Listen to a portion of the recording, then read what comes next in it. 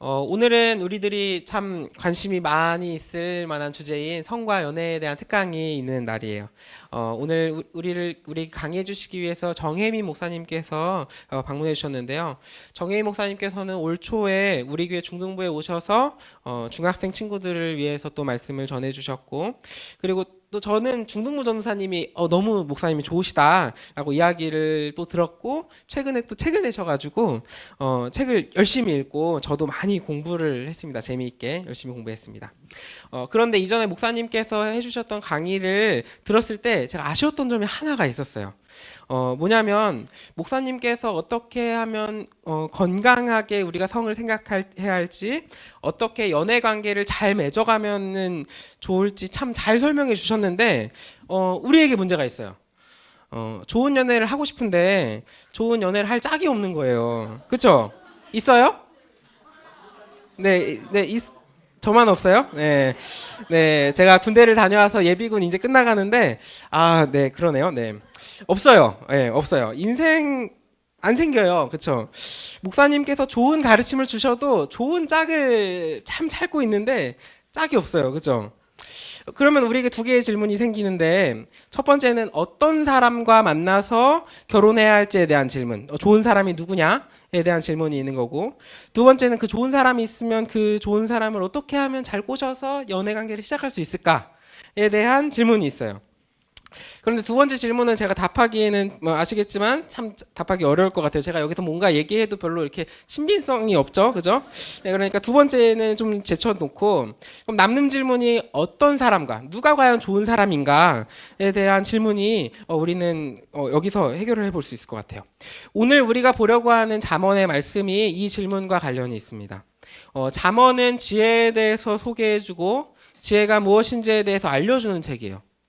그리고 특별히 잠언서 전체를 관통하는 가장 중요한 주제 중에 하나가 지혜를 알라는 건데, 지혜가 어떤 여자의 이미지로 등장을 합니다.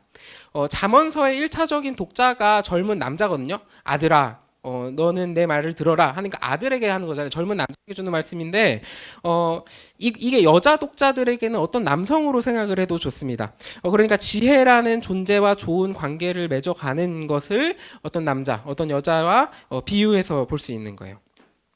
그 중에서 오늘 우리가 보려고 하는 잠언 9장이 대표적인 비유예요. 잠언 9장에서는 두 명의 존재가 나오는데, 한번 다음 넘겨주시겠어요? 네. 먼저 1절을 보면은 지혜가 나와요. 여기서 지혜가 남자인지 여자인지는 나오지 않는데 13절과 14절에 나오는 미련한 여인이 등장을 하는데, 미련한 여인이 지혜라는 그 존재와 비슷한 맥락으로 나오고 있거든요. 그러니까 지혜도 어떤 여자의 존재, 여인으로서 알 수 있는 거예요.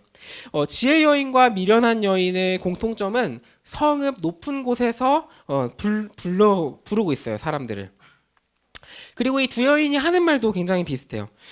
뒷부분에서는 조금 달라지지만 앞부분은 똑같습니다. 또 담는 것이겠어요? 이 두 여인은 겉으로 보기에는 별로 다르지 않은 모습을 가지고 있어요. 성읍 높은 곳에서 우리를 내려다보고 있고, 두 여인은 우리를 바라보면서 이리로 돌이키라 라고 말을 하고 있어요. 우리를 초대하고 있어요.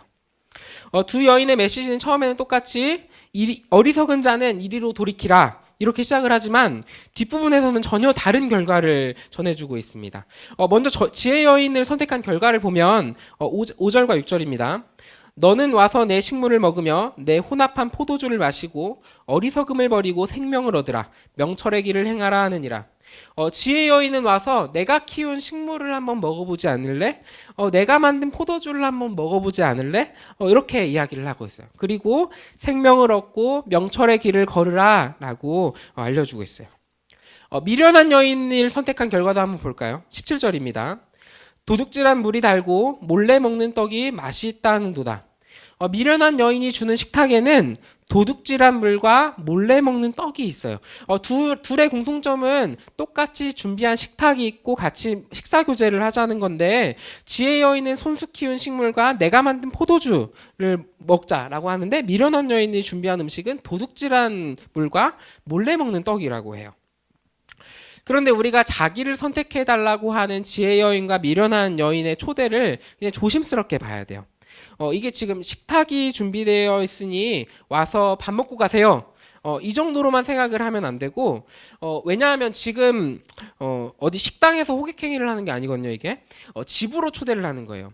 우리 사회에서도 여자가 집으로 초대하는 거는 흔치 않은데, 고대 성적으로 굉장히 보수적인 시대에서 여자가 식사 초대를 한다는 건 지금 두 여인이 결혼하자라고 이야기를 하는 거예요. 지금 프로포즈나 다름없어요. 여인의 집으로 초대하면서 친밀한 관계를 가지자라는 건데, 이게 선택을 굉장히 잘해야 하는 거예요. 잠언서의 전체적인 맥락에서 보면은 이 선택으로 생명과 죽음이 결정이 됩니다. 잘 선택을 하면 인생에 꽃이 피고 생명이 있는 거고, 잘못 선택하면 인생이 나라 끝까지 떨어져서 죽음으로 인도되는 거예요.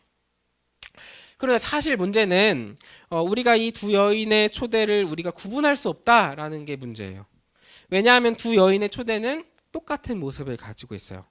4절과 16절 지금 띄워져 있는데, 어리석은 자는 이리로 돌이키라. 또 지혜 없는 자에게 이르기를. 성중 높은 곳에서 외치는 모습이 이리로 돌이키라 라는 그 모습부터 대사까지 똑같아요. 그리고 우리들은 어리석은 자들이고, 우리에게 부르죠. 어리석은 자는. 그리고 지혜 없는 자이기 때문에 우리들은 이 두 여인을 구별을 할 수가 없어요. 하지만 두 여인을 구별할 수 있는 방법이 하나 있습니다. 오늘 보지는 않았는데 9장 10절을 한번 보겠습니다. 10절을 한번 볼까요? 네. 한번 같이 읽어볼까요? 시작. 여호와를 경외하는 것이 지혜의 근본이요 거룩하신 자를 아는 것이 명철이니라. 아멘. 하나님을 경외하는 것이 지혜를 아는 방법이고, 하나님이 누구인지 아는 것이 명철이라고 해요. 하나님이 누구인지를 알게 되면 좋은 사람이 어떤 사람인지 곧 분별하게 될 수 있다는 거예요. 하나님이 지혜의 근본이시고, 하나님이 곧 지혜의 존재 그 자체이시기 때문에 하나님이 함께하면 하나님의 지혜가 지혜를 알아보게 해주는 거예요.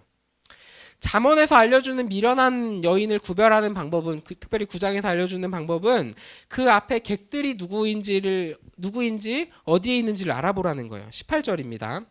오직 그 어리석은 자는 죽은 자들이 거기 있는 것과 그의 객들이 스올 깊은 곳에 있는 것을 알지 못하느니라.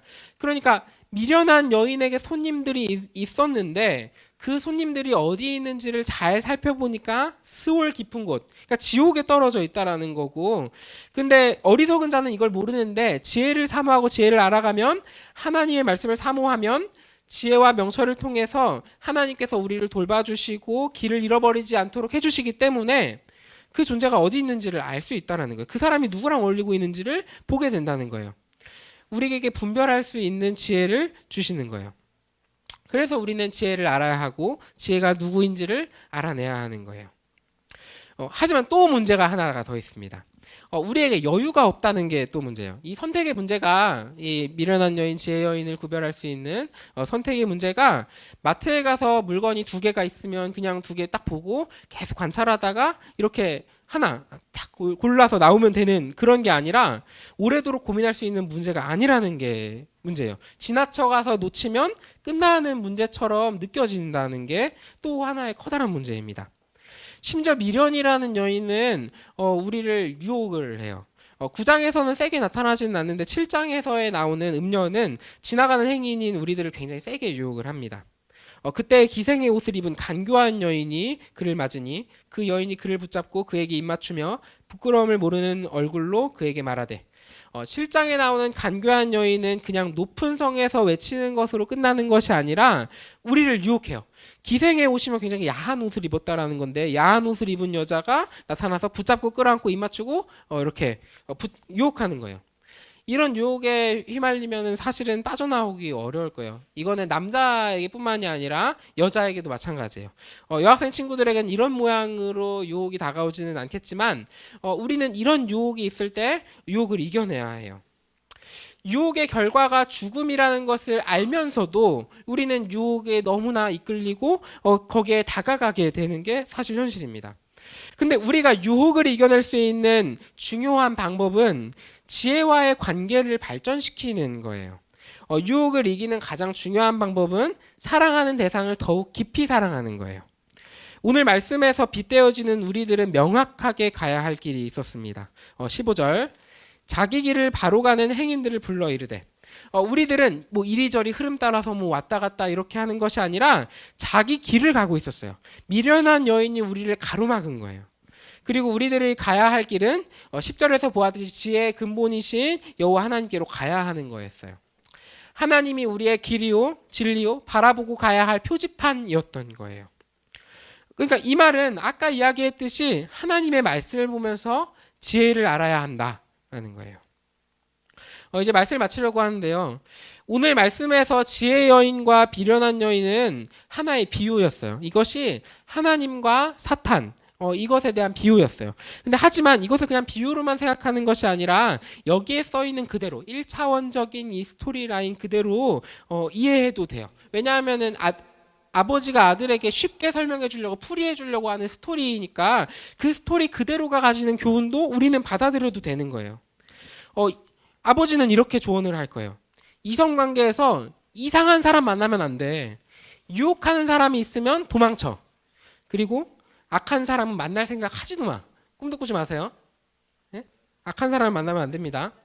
네. 그리고 우리에게 주시는 잠언의 말씀은 성의 문제, 우리가 가진 연애의 문제가 여호와 하나님과도 연결된 문제라는 것을 알려주고 있는 거예요. 그렇기 때문에 우리는 이 지혜를 하나님께 공급받고 매일 새롭게 알아가야만 합니다. 좋은 사람이 누구인지 알아보려면 우리는 어리석은 사람들이고 지혜 없는 사람들이기 때문에 우리의 능력으로는 알아볼 수가 없어요. 하나님께서 우리에게 주시는 지혜에 의지해야 하는 거예요. 그렇기 때문에 다시 말씀드리지만 우리는 성경 말씀을 보아야 합니다. 우리 제자반 숙제 중에 잠언을 매일 보라고 하는 게 있어요. 잠언이 31장까지 되어 있거든요. 한 달 동안 날짜에 맞춰서 한 장씩 한 장씩 읽으면 한 달이면 잠언을 한번 통독을 할 수 있는 거예요. 성경 중에 지혜라는 단어가 가장 많은 이 잠언을 읽어보면서 하나님께서 우리에게 주시는 지혜가 무엇인가 알라고 이렇게 읽으라는 하는 거예요. 우리가 누구를 만나야 할지에 대해서 고민하고 연애를 시작하고 그리고 연애를 헤쳐나가고 그 모든 일에 있어서 우리가 바라봐야 할 일은 하나님을 바라봐야 하는 거예요. 나만의 일이라고 생각되던 이 일이 잠언의 맥락에서의 하나의 커다란 줄기를 가지고 미련한 여인과 지혜 여인을 분별하라 라고 1장부터 31장까지 이야기하듯이 하나님 보시기에 우리에게 너무나 특별하고 중요한 일인 거예요. 이 시간 이후에 정혜인 목사님께서 실제적으로 우리의 삶과 연애에 대해서 우리에게 알려주실 텐데 이 시간을 통해서도 우리가 가지고 있던 질문을 잘 던지고 고민하던 일들이 잘 풀려지는 은혜가 있기를 소망합니다. 하나님이 주시는 지혜를 통해서 우리 삶의 모든 일에 있어서 교회와 공동체, 예수님이 우리에게 주시는 그 구원의 서정까지 바라보는 우리들 되기를 간절히 소망합니다. 우리 고등부와 지혜가 있기를 소망합니다. 우리 함께 기도하겠습니다.